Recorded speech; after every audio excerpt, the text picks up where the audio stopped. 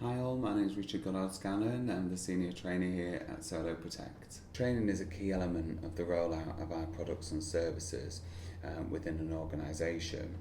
Now we do have a flexible approach to our training, so that means that we will travel to our customers' locations of their choice to deliver that training to their users, but also here at Susan Lamplugh House we have training rooms available depending on how easy or logistically you can get your staff together for that training.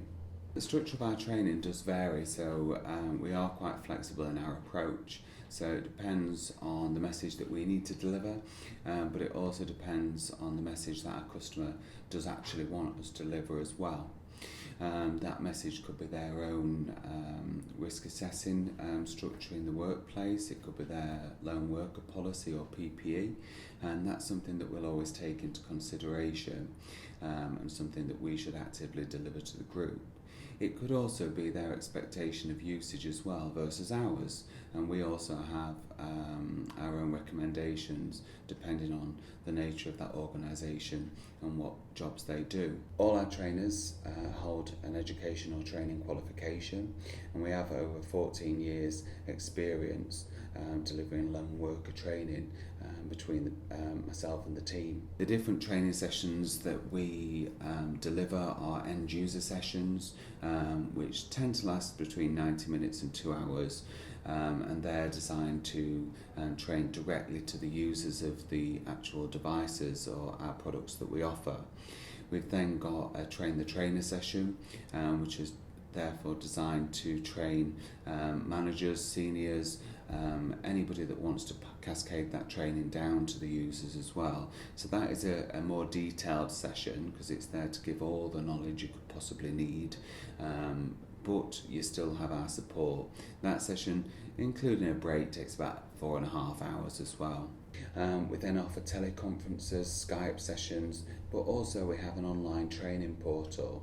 That is a different method, so it links to somebody's email address and allows them to go online, watch videos and answer questions and get an e-certificate as long as they pass at the end. So the training is structured, as I was mentioning, about a lesson plan, and how we tend to do that is break that down. However, any teacher in any classroom environment knows that a lesson plan isn't necessarily rigid, and it can move around a little bit, especially if we're personalising the training for our customers' needs.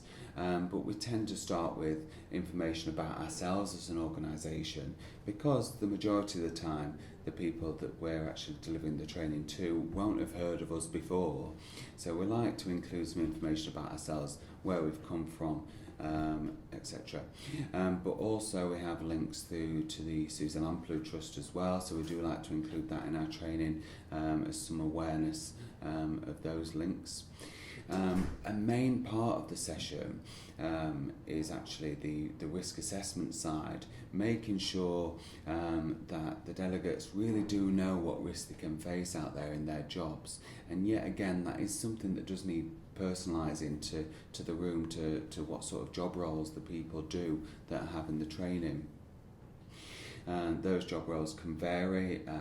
Most of the time it's people that work out and about in the community or within people's homes. And the main risks that we tend to discuss are sort of verbal or physical, but also accidents and injuries at work that can occur as well, and the impacts of these. But it's also good to get the delegates' ideas, so we like to have a conversation with them to really get that awareness out there. The main reason for discussing that is because it identifies the reasons why somebody may want to activate a red alert. That means that operators can tune in and monitor a situation, provide assistance where required. So it's always worth making the delegates aware of the risks that they can face, and it's a really important part of our training. Feedback is really important as part of our sessions, and it's the final thing that we do. So we have a feedback questionnaire that each delegate gets to complete. It's been structured to give us the best feedback possible, so it asks them questions about usage of the device, which is the most important part. We then collate the results of those questionnaires so we can see trends, and that allows us to see if one question has been getting answered incorrectly more than another. We can work on that area of our training. We welcome any feedback, positive and negative. In fact, negative feedback is really important because it lets us work on our training and make it the best it possibly can be, because that's what we're here for. Luckily though, the majority of our feedback is positive. In 2016, we got an overall very good, excellent rating of 95%, which of course for us is a really good thing.